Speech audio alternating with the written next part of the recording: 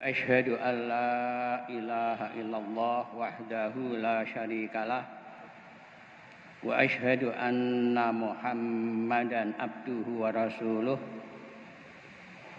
Allahumma salli ala Muhammad wa ala ali Muhammad kama sallaita ala Ibrahim wa ala ali Ibrahim innaka Hamidum Majid.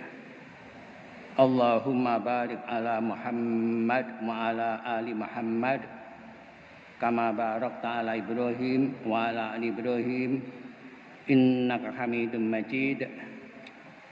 Qala Allah ta'ala fi kitabil karim, a'udzu billahi minasy syaithanir rajim. Ya ayyuhalladzina amanu taqullaha haqqa tuqatih wa la tamutunna illa wa antum muslimun. Ya ayyuhan nasu taqu rabbakumul ladzi khalaqakum min nafsin wahidah wa khalaqa minha zawjaha wa batha minhuma rijalan katsiran wa nisaa'a wattaqullaha alladzi tasaaluna bihi wal arham innallaha kana 'alaikum raqiba. Ya ayyuhalladzina amanu taqullaha wa qulu qawlan sadida yuslih lakum a'malakum wa yaghfir lakum dzunubakum wa may yuti'illaha wa rasulahu faqad faza fawzan 'azima. Amma ba'du fa inna astaqal hadithi kitabullah wa khairal hadi hadi Muhammadin sallallahu alaihi wasallam. Syarrul umuri muhdatsatuha wa kullu bid'atin dhalalah. Alhamdulillah, petang ini kita dapat melaksanakan salat maghrib berjamaah. Mudah-mudahan salat kita dan seluruh amal ibadah kita diterima oleh Allah Subhanahu wa taala. Amin. Shalawat dan salam mudah-mudahan senantiasa dicurahkan atas junjungan kita Nabiullah Muhammad sallallahu alaihi wasallam. Tadi menjelang maghrib saya dibel Pak Masudi. Yang pertama Ustadz Rifki tidak bisa. Kemudian menghubungi Ustadz Andika. Pertama bisa, kemudian meralat tidak bisa karena kena flu berat, terus ngebel saya. Saya tanya, besok sore waktu saya atau bukan? Besok sore. Ya waktu saya. Saya khawatir begini, khawatir bosan ya. Bolak-balik nyawang aku kan sendiri bosan.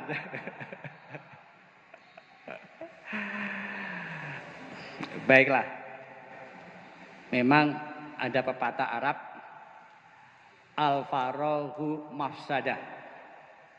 Kekosongan itu menimbulkan kerusakan.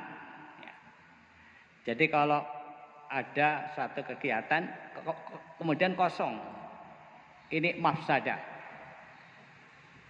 Kelas di sekolahan gurunya nggak hadirkan kosong, itu mafsadah, kerusakan. Makanya harus ada yang namanya kalau di sekolahan guru tetap ya, guru tetap. Mungkin kalau di masjid ini ustadz tetap. Jamaah sekalian, saya membawakan sebuah kitab As-Silsilatul Ahadits Shahihah. Di sana ada sebuah hadis yang cukup menarik perhatian saya. Hadis ini riwayat Ahmad. Rasulullah SAW bersabda, "Itmanu li sittan." Beri aku jaminan 6 perkara. Atmanu lakumul jannah. Aku jamin kalian masuk surga. Ini kan istimewa ya. Rasulullah menyampaikan, beri aku 6 jaminan. Aku jamin kalian akan masuk surga. Apa itu? Ternyata berat-berat semua itu ya. Yang pertama adalah usduqu idza hadatstum. Jujurlah Anda apabila Anda berbicara. Jadi kejujuran ini yang pertama. Yang kedua, wa'aufu idza wa'attum. Penuhilah jika kalian berjanji. Jadi kalau berjanji harus dipenuhi. Yang ketiga, wa'addu idza tumintum. Tunaikanlah apabila kalian diberi amanah. Kan berat-berat semua ini ya. Yang keempat, wa ghaddu absarakum. Tundukkanlah pandangan Anda. Artinya apa? Tidak boleh memandang hal-hal yang tidak boleh, yang diharamkan untuk dipandang. Tundukkan pandangan. Yang kelima, wahfadzu furujakum. Jagalah kemaluan kalian. Yang keenam, wakufu aidiakum. Tahan tangan-tangan kalian. Nanti ada penjelasannya. Yang pertama adalah usduqu idza hadatstum. Jujurlah kalian apabila kalian bicara. Memang Islam itu mengajarkan kejujuran. Ini yang paling pokok. Makanya Rasulullah SAW menyampaikan, alaikum bisidqi. Hendaklah kalian berlaku jujur. Fa inna sidqa yahdi ilal birri. Sesungguhnya kejujuran akan menuntun kepada kebajikan. Wa innal birra yahdi ilal jannah. Dan kebajikan akan menuntun ke surga. Jadi ada kaitannya ya. Kejujuran, kebajikan, surga. Kebalikannya, wa iyyakum al-kadziba. Jauhilah kebohongan. Fa innal kadziba yahdi ilal fujur. Kebohongan akan nuntun kepada kedurhakaan. Wa innal fujura yahdi ilan nar. Dan kedurhakaan akan menuntun ke neraka. Jadi kebohongan, durhaka, neraka. Kemudian dalam hadis tadi disebutkan begitu. Mazalar rajulu yasduqu wa yataharra sidqa fayuktabu indallahi siddiqun. Seseorang itu senantiasa berlaku jujur dan dia mengutamakan kejujuran, maka dia dicatat oleh Allah siddiqun, seorang yang jujur. Wa mazalar rajulu yakdzibu wa yahtaharral kadziba fayuktaba indallahi kadzaban. Dan ada seseorang yang senantiasa berbohong dan mengutamakan kebohongan, maka dicatat oleh Allah dia sebagai kadzab, pendusta. Tadi saya juga ngutip surat Al-Ahzab ayat 70-71. Itu setiap tausiah para ustadz biasa ngutip Al-Ahzab 70-71. Apa bunyinya? A'udzubillahi minasyaitonirrajim. Ya ayyuhalladzina amanu taqullaha wa qulu qaulan sadida. Wahai orang-orang yang beriman, bertakwalah kalian semua kepada Allah dan berkatalah qaulan sadida, perkataan yang benar. Di sini kalau kita lihat tafsirnya, ya ayyuhalladzina saddaqullaha wa rasulahu wa amilu bisyar'ihi. Wahai orang-orang yang membenarkan Allah dan Rasulnya dan mengerjakan syariatnya, i'malu bi ta'atihi, kerjakanlah dengan mentaatinya, wajtanibu maksiatahu, jauhilah berbuat maksiat kepadanya. Ini takwa ya. Jadi takwa di situ melaksanakan syariat Allah, mengamalkan ketaatan, menjauhi kemaksiatan. Li alla tastahiqu bidzalika al-iqab, agar kalian tidak mendapatkan hukuman. Wa qulu, dan berkatalah, fi jami ahwalikum, di semua keadaan kamu, wa syu'unikum, qaulan mustaqimah, semua keadaan, semua hal ihwal kamu dengan mengucapkan kalimat yang mustaqiman, lurus ya. Sadidan tadi di sini disebut mustaqiman, lurus, muwafiqan lisawab, sesuai dengan kebenaran, khalian minal kizbi wal batil, kosong dari kebohongan dan kebatilan. Jadi tadi ya ladina amanu taqullaha wa qulu qaulan sadida, ucapkanlah kata-kata yang sadida.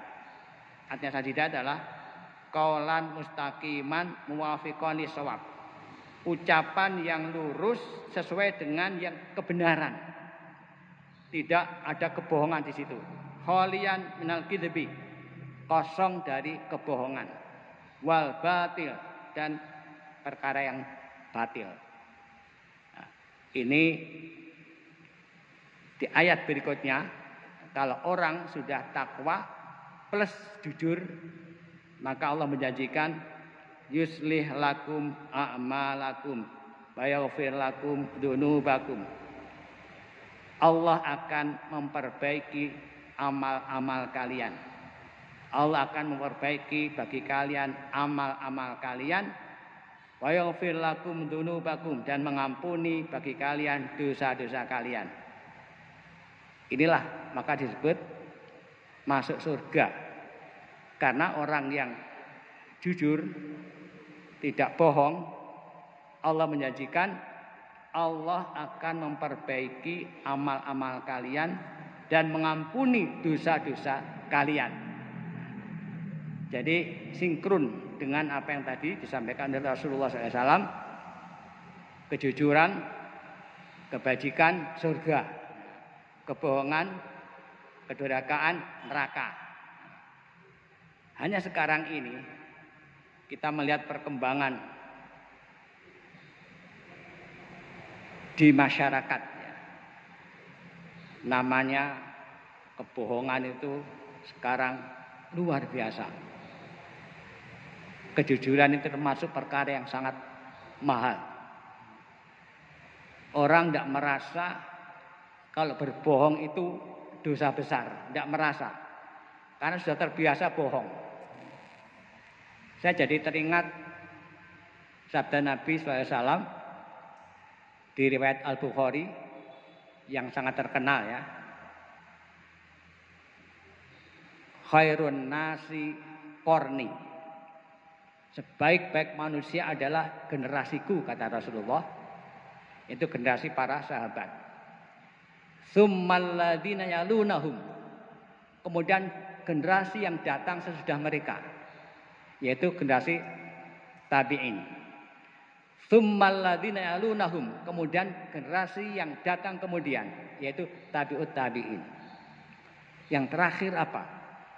Tsumma yafshul kadzibu, kemudian berkembanglah kebohongan. Ini generasi keberapa tadi? Keempat ya. Pada generasi sahabat, tabi'in, tabi'ut tabi'in, ini masih bagus-bagus. Berikutnya yafshul kadzibu, berkembanglah kebohongan. Ini yang menyebabkan orang banyak berbuat dosa. Memang kebohongan akan melahirkan al-fujur, kedurhakaan, dan akan menggiring ke dalam neraka. Kita itu kepingin ya, Indonesia ini yang mayoritas muslim ini penduduknya adalah manusia yang jujur, ucapan maupun perbuatan.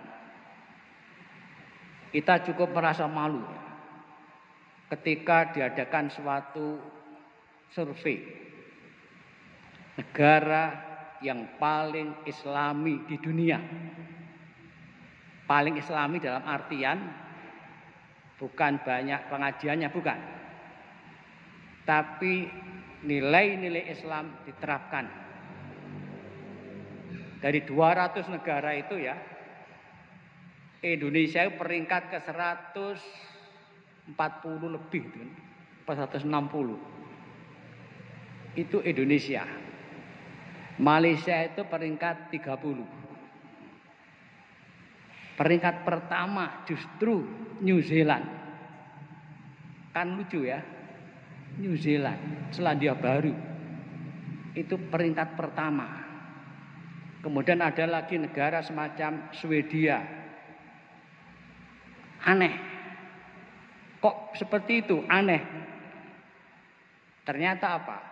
Di sana itu kalau misalkan kita itu bawa tas, isinya uang, tertinggal di satu tempat, tas itu tetap utuh, isinya juga tetap utuh.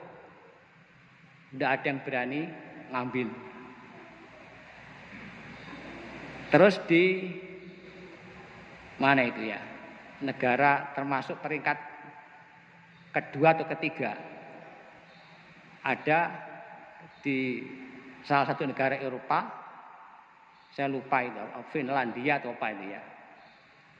Yang anaknya Amin Rais menulis itu ya. 99 cahaya di Eropa. Anak Amin Rais itu kan ada yang jadi wartawan. Dia pas di negeri itu pagi-pagi pengen beli surat kabar. Dia melihat orang jual surat kabar ini tidak ditunggu. Jadi orang beli, naruh uang ngambil, naruh uang ngambil. Nah, dia toleh ngerogoh saku kok tidak punya uang kecil. Padahal dia pengen segera membaca berita pagi itu. Akhirnya apa dia? Pura-pura naruh uang. Dia ngaku sendiri. Pura-pura naruh uang, ngambil. Tapi janji dia. Nanti kalau sudah ada uang kecil, tetap saya akan masukkan uang ke sana. Tapi itu riskan sekali. Ini ketahuan di sini-sini. Nah, di sana itu dengan model begitu aman. Artinya tanpa ditunggu pun orang akan secara jujur membeli surat kabar, ngambil, naruh uang, ya, naruh uang dulu baru ngambil, terus begitu. Dicobalah di sekolahan ya. Di sekolahan ada namanya kantin kejujuran. Anak-anak diberitahu ini ada kantin. Kantin ini kamu kelola, namanya kantin kejujuran. Tidak ditunggu, pokoknya kamu ngambil apa, harganya sudah ada di situ. Pisang goreng, taruh uang. Apa yang terjadi? Bangkrut. Bangkrut. Ternyata belum siap, ya, belum siap. Masih perlu terus dididik. Kemudian ini di TK Al Muslim Surabaya. TK Al Muslim ini dulu pernah ngirim muridnya tuh ke kursusan bahasa Inggris di tempat saya sana. Cerita itu, ustadzahnya cerita. Kami ini punya TK Pak Al Muslim. Satu kelas isinya 20 anak. Kami ingin mendidik mereka itu agar berlaku jujur. Caranya antara lain, kata ustadzahnya itu, saya bawa permen 20. Saya taruh di wadah itu, kecil. Anak-anak, tolong nanti kamu saya kasih permen, tapi masing-masing satu saja ngambilnya, jangan lebih. Sebab kalau kamu ngambil lebih, teman kamu nanti tidak kebagian. Anak-anak sanggup. Terus satu-satu ngambil. Ternyata ada 2 anak yang tidak kebagian. Kita ditanya oleh ustazahnya itu, siapa yang ngambil lebih dari 1 ngacung. Ternyata ada anak 2 ngacung. Dipanggil salah satu. Kenapa kamu ngambil lebih dari 1? Apa jawabnya? Yang 1 untuk adik saya di rumah. Jadi mikir adik dia itu. Kata sang ustazah, kamu jangan diulang lagi ya, enggak boleh. Itu namanya tidak jujur. Kamu omong terus terang saja kepada ustazah, saya itu minta tambahan, boleh untuk adik saya beri, kata ustazahnya. Nah, itu pendidikan kejujuran. Nah, barangkali kita awali dari lingkungan sekolah kita ini, komunitas kita, komunitas Yayasan 4 Mei, Masjid Al-Itqon, SDIT, TK, PAUD, termasuk ustadzahnya juga, semua. Coba mereka kita latih supaya menjadi orang-orang yang benar-benar mengutamakan kejujuran. Diawali dari kita sendiri. Kalau ulangan dijaga yang ketat, anak-anak tidak boleh nyontek. Kalau nyontek diberi sanksi, diberi hukuman. Diawali dari situ. Ya. Kejujuran di dalam melaksanakan tugas di sekolah. Ulangan. Kalau anak-anak ketika ulangan itu mereka jujur, insya Allah nanti menjadi anak yang jujur. Jangan menjadi guru malah cerita pada muridnya, aku biyen biasa ngerpek. Guru yang seperti ini enggak benar. Walaupun dia ngerpek, tapi jangan ngomong kepada muridnya. Saya masih ingat ya, kalau di Gontor ketahuan ada anak ngerpek, apa sanksinya? Ditempeleng. Setelah ditempeleng, keluarkan, tidak boleh ngikuti lagi, dan dinyatakan tidak naik kelas. Walaupun sekali saja ngerpeknya, dan dia belum menyelesaikan tugas sampai hari terakhir, tapi sudah dikeluarkan, percuma dia ikut. Akhirnya apa? Anak tidak ada yang berani ngerpek. Jadi mereka benar-benar mengerjakan, percaya kepada diri sendiri. Al-i'timadu ala nafsi asasun najah. Percaya kepada diri sendiri adalah pokok keberhasilan. Nah, ini antara lain ya. Barangkali melalui pendidikan diawali komunitas kita dulu. Kalau misalkan ada dompet tertinggal di sini gitu ya. Jangan sampai dompetnya dibaliknya isinya gak enak. Kalau ada dompet tertinggal, serahkan saja kepada pengurus takmir misalkan. Nanti pengurus takmir mungkin membuat pengumuman. Tapi kalau diumumkan di sini kan nggak boleh. Kita mengumumkan barang hilang di masjid tidak boleh. Kalau di luar masjid tidak apa-apa. Nah, ini poin pertama tadi, usduqu idza hadastum. Jujurlah kalian apabila kalian berbicara. Ternyata kejujuran ini melahirkan kebajikan kemudian menuntun ke surga. Ada lagi ini. Mengapa orang-orang ahli kitab itu mereka kemudian tidak mau menerima Islam tidak mau mengakui kenabian Muhammad sallallahu alaihi wasallam karena mereka enggak jujur. Mereka itu mengenal Nabi Muhammad seperti mengenal anak-anak mereka. Ini bisa kita lihat di Al-Baqarah 146. A'udzu billahi minasyaitonir rajim.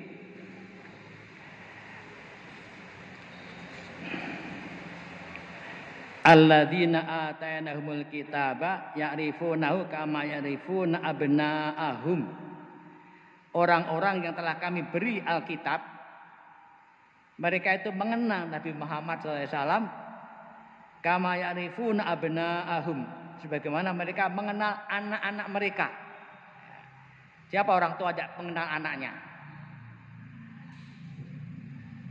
Jeneng anake lali, apa ada ya? Mosok anakmu piro? Mbuh piro lali aku. Lanang apa wedok? Kaya ya nek sing lanang nek sing wedok ndak mungkin itu. Bapak mesti eling anaknya. Kenal banget. Sebagaimana ini ya, mengenal Nabi Muhammad sebagaimana mereka mengenal anak-anak mereka. Wa inna fariqam minhum layaktumunal haqqa wa hum ya'lamun. Dan sesungguhnya fariqam minhum, sebagian dari mereka, layaktumunal haqqa, mereka benar-benar menyembunyikan kebenaran. Wa hum ya'lamun, padahal mereka mengetahui. Di sini disebutkan alladzina a'tainahum at-taurata wal injil, yaitu orang-orang yang telah kami berikan kepada mereka Taurat dan Injil. Min akhbaril Yahud, dari pendeta-pendeta Yahudi, wa ulama in Nasara, dan ulama-ulama Nasrani. Ya'rifuna, mereka mengenal anna Muhammadan sallallahu alaihi wasallam Rasulullah, bahasanya Muhammad sallallahu alaihi wasallam adalah Rasulullah. Bi ausafihi al-madhkura fi kutubihim, dengan sifat-sifatnya yang disebutkan dalam kitab-kitab mereka, di Taurat maupun di Injil. Mithla ma'rifatihim abna'ahum, seperti kenal mereka terhadap anak-anak mereka. Wa inna fariqam minhum layaktumuna haqqa wa hum ya'lamuna sidqahu. Dan sesungguhnya sebagian dari mereka benar-benar menyembunyikan kebenaran, padahal mereka mengetahui kebenarannya. Tahu kebenaran tapi disembunyikan. Wa thubuta ausofi, dan ketetapan sifat-sifatnya. Sifat-sifat Rasulullah SAW itu sudah jelas ya, di Taurat maupun di Injil. Ciri-cirinya begitu datang mereka menolak. Apa ciri-cirinya? Kalau di Taurat disebutkan seperti Musa, ya, seperti Nabi Musa. 1, lahir dari seorang ayah dan seorang ibu. Nabi Musa lahir dari seorang ayah dan seorang ibu. Nabi Muhammad SAW lahir dari seorang ayah dan seorang ibu. Nabi Isa beda, lahir dari seorang ibu tanpa ayah. Meninggal dalam keadaan biasa. Nabi Musa meninggal seperti umumnya orang meninggal. Rasulullah SAW juga meninggal sebagaimana orang lain meninggal. Nabi Isa tidak, diangkat ke langit. Nabi Musa punya istri, Nabi Muhammad punya istri, Nabi Isa tidak punya istri. Nabi Musa pernah mimpin perang, Nabi Muhammad pernah mimpin perang, bahkan sering mimpin perang. Nabi Isa tidak pernah. Jadi mereka mengenal, seperti mengenal anak mereka sendiri. Tetapi kemudian mereka tidak mau mengakui kenabian Muhammad Sallallahu Alaihi Wasallam yang sifat-sifatnya mereka kenal, seperti di Taurat dan di Injil. Nah, ini kan tidak jujur namanya. Nah, akibat ketidakjujuran itulah mereka kemudian menolak kebenaran. Dan akhirnya nanti menjadi penghuni neraka. Yang kedua, wa aufu idza wa'attum.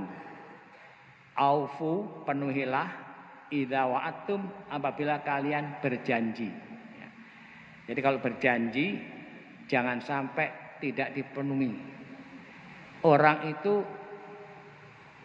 tidak percaya lagi ya. Kalau orang tidak memenuhi janji tidak akan percaya.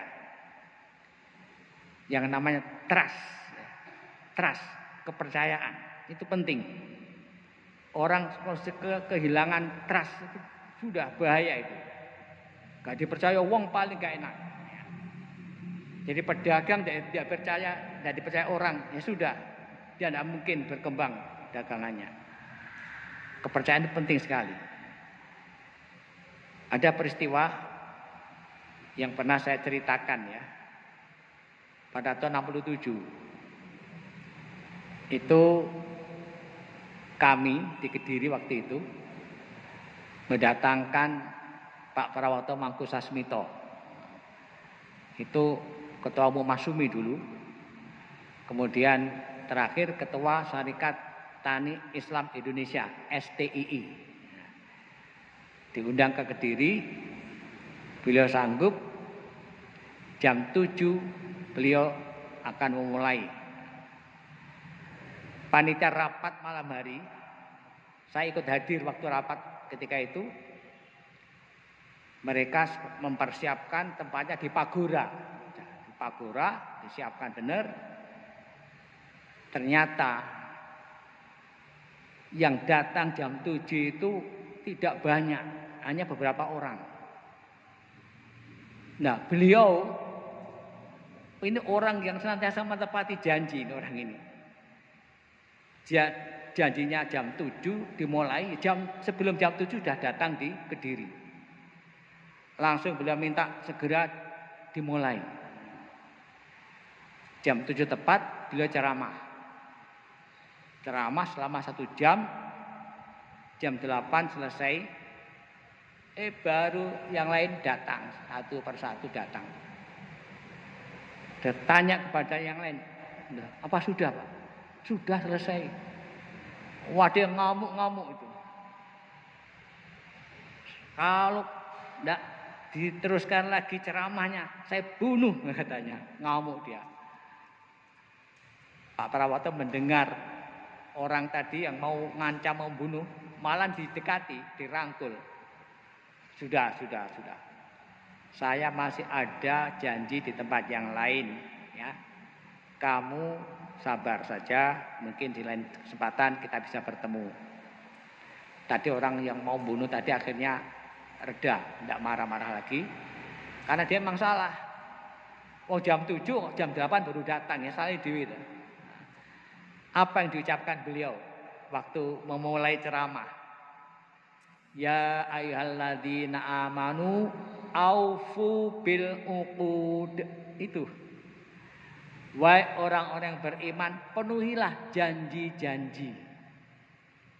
Singkat, tapi benar-benar efektif. Ya. Mengingatkan semua mereka. Jangan sampai kita itu tidak memenuhi janji. Makanya kalau kita, misalkan ya, berjanji ya, ketemu di mana, Alitkon, jam berapa, jam 7.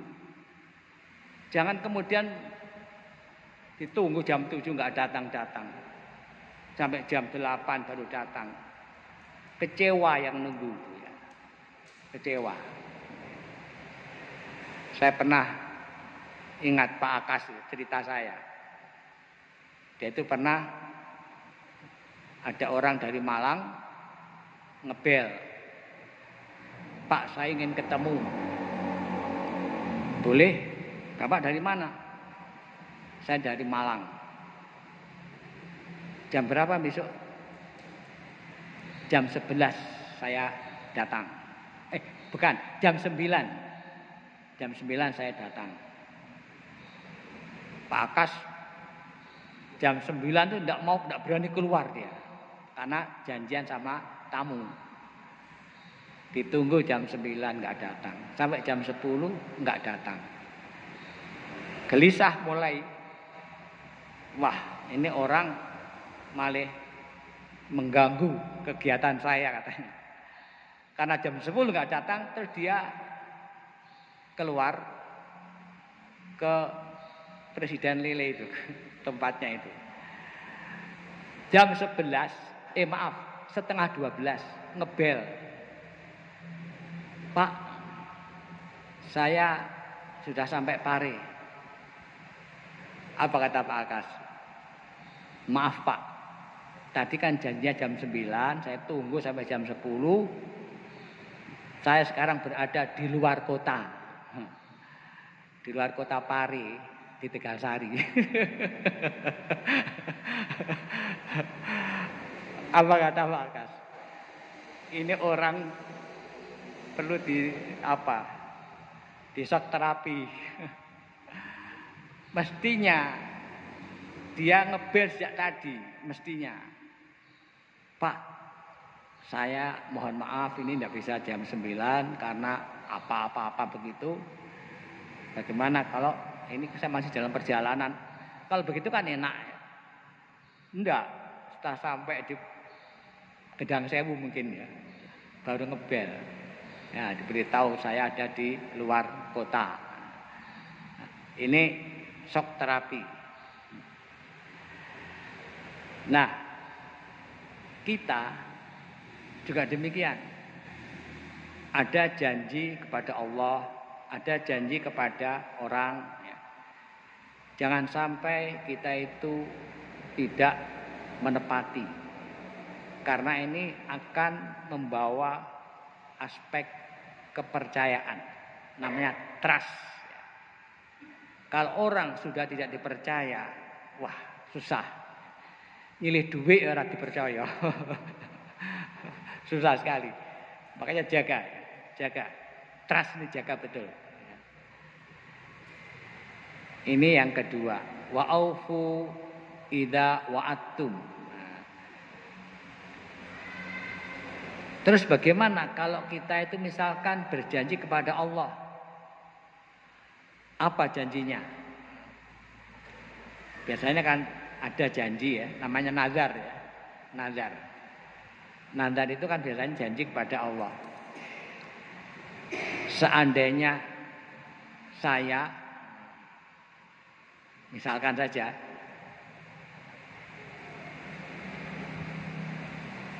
sembuh dari sakit, saya akan puasa 3 hari. Nah, ini namanya nazar. Boleh. Kalau nazarnya puasa boleh. Harus dipenuhi juga, ya, karena sudah berjanji kepada Allah, kalau sembuh dari sakit saya akan puasa 3 hari. Tidak usah pakai berturut-turut, tidak usah. Pokoknya 3 hari. Nanti kalau berturut-turut malah repot. Puasa 3 hari. Penuhilah. Nadar yang tidak baik itu adalah kalau saya sembuh, saya akan infak 1 juta. Itu yang tidak baik. Itu nadari wong medit. Mengapa? Wong arep infak saja ngenteni sembuh. Tidak usah nunggu sembuh, pengen infak saja. Dengan infak berdoa kepada Allah, mohon kesembuhan, segera sembuh. Jadi kalau nazar, infak atau sedekah itu nggak boleh, jangan. Kepingin sedekah segera sedekah, pengen infak segera infak saja, tidak usah pakai nazar-nazaran begitu. Nah, ini janji kepada Allah itu pun tidaklah dipenuhi. Yang ketiga, wa'addu idza tumintum. Tunaikanlah apabila kalian diberi amanah. Saya pernah menyampaikan di tafsir As-Sa'di ketika menjelaskan tentang innallaha ya'murukum an ta'addul amanati ila ahliha. Sesungguhnya Allah menyuruh kalian untuk menyampaikan amanah kepada yang berhak atau kepada ahlinya. Dijelaskan di sana ada 4 macam amanah. 1, amanah yang menyangkut jabatan. Yang kedua, amanah yang menyangkut harta. Yang ketiga, amanah yang menyangkut rahasia-rahasia. Yang keempat, amanah yang menyangkut al-ma'murat. Al-ma'murat itu perintah-perintah. Baik perintah untuk mengerjakan atau perintah untuk meninggalkan. Kalau untuk meninggalkan namanya larangan. Ada 4 macam amanah. Nah, kita itu diperintah oleh Allah, innallaha ya'murukum an tu'addul amanati ila ahliha. Sesungguhnya Allah merintahkan kalian, menyuruh kalian untuk menyampaikan amanah kepada ahlinya. Amanah apa saja? Jabatan, harta, rahasia-rahasia maupun tadi al-ma'murat. Saya sudah menjelaskan mengenai amanah tentang jabatan ya, sudah pernah. Bagaimana Rasulullah mengingatkan kepada kita, idza du'iatil amanatu fantadiris sa'ah. Apabila amanah disia-siakan, tunggu kiamatnya. Qalu wa ma idu'atuha. Para sahabat bertanya, bagaimana menyia-nyiakan amanah? Qala idza wusidal amru ila ghairi ahlihi fantadiris sa'ah. Apabila suatu urusan diserahkan kepada yang bukan ahlinya, tunggu kiamatnya. Nah, makanya jangan sampai menyerahkan sesuatu urusan kepada yang bukan ahlinya. Pasti gagal dan pasti hancur. Serahkanlah kepada ahlinya. Ada amanah harta, zakat. Itu pun serahkan kepada yang berhak. Jangan sampai orang tidak punya hak minta zakat oleh Rasulullah ditolak itu. Ada seseorang datang pada beliau minta zakat. Beliau lihat, loh, orang ini tidak miskin, badannya kekar, dia bisa bekerja. Apa kata beliau? Engkau pergi ke hutan mencari kayu, kamu ikat, kamu angkat, kamu jual, itu lebih terhormat daripada kamu meminta-minta. Walaupun kelihatan sederhana, cari kayu itu kan hanya sebagai tamsil saja ya. Bisa pekerjaan-pekerjaan yang lain. Kalau memang masih kuat, masih kekar badannya, dia minta bagian zakat, tidak diberi. Karena dia masih bisa bekerja. Silakan kamu kerja. Bukan berarti begini ya. Bukan berarti orang-orang yang punya hak, makin miskin, awakmu kita sehat, gak usah diwai. Tidak, bukan berarti begitu ya. Ini orang ini bukan termasuk kategori miskin yang minta tadi itu. Bukan. Orang yang masih bisa mencari nafkah. Hanya dia menggantungkan kepada orang lain. Menggantungkan kepada zakat. Itu yang tidak diberi hak. Kan ini amanah. Ada lagi yang namanya ghanimah. Harta rampasan perang. Ada yang namanya fai. Fai itu harta diperoleh bukan dari peperangan. Tanpa perang tapi mendapat harta. Itu juga amanah. Kepada siapa harus diserahkan? Lihat surat Al-Anfal itu ada penjelasannya. Untuk Allah dan Rasulnya 1/5. Kemudian yang 4/5 dibagi-bagikan kepada para peserta peperangan. Ya. Kemudian untuk Rasulullah untuk siapa? Bukan untuk beliau, tidak. Itu pun dibagi-bagikan juga. Boleh untuk kerabat, boleh. Kalau ghanimah boleh, yang enggak boleh adalah sedekah. Jadi sedekah itu untuk kerabat Rasulullah haram. Tapi ghanimah boleh, fai boleh, hadiah boleh. Itu untuk ghanimah. Jadi ada amanah mengenai harta, ada yang namanya rahasia-rahasia, al-asror ya, rahasia itu namanya al-asror, rahasia-rahasia. Jadi kalau orang diberi tahu ini ya, ini rahasia. Jangan sampai orang lain tahu. Ini amanah namanya. Jangan sampai dibocorkan. Ini rahasia benar. Jangan sampai terus ngomong ke temannya, iki rahasia iki. Aja sampai ngomongane wong. Sing diomong ya omong ngono nah, iki rahasia. Jadi rahasia umum. Enggak boleh. Enggak boleh. Itu amanah. Kalau pesannya ini rahasianya kamu saja yang tahu, lainnya enggak boleh. Sudah. Nanti insya Allah lain kali saya beri contoh-contoh pada masa Nabi dulu bagaimana rahasia bisa dibuka itu. Yang terakhir tadi al-ma'murat, perintah-perintah. Ada di surat Al-Ahzab ayat 72. Di amanah yang berupa perintah dan larangan. Saya kira demikian jamaah sekalian yang dapat saya sampaikan pada kali ini. Kurang lebih yang mohon dimaafkan. Subhanakallahumma wa bihamdika asyhadu an la ilaha illa anta astaghfiruka wa atubu ilaik. Assalamualaikum warahmatullahi wabarakatuh.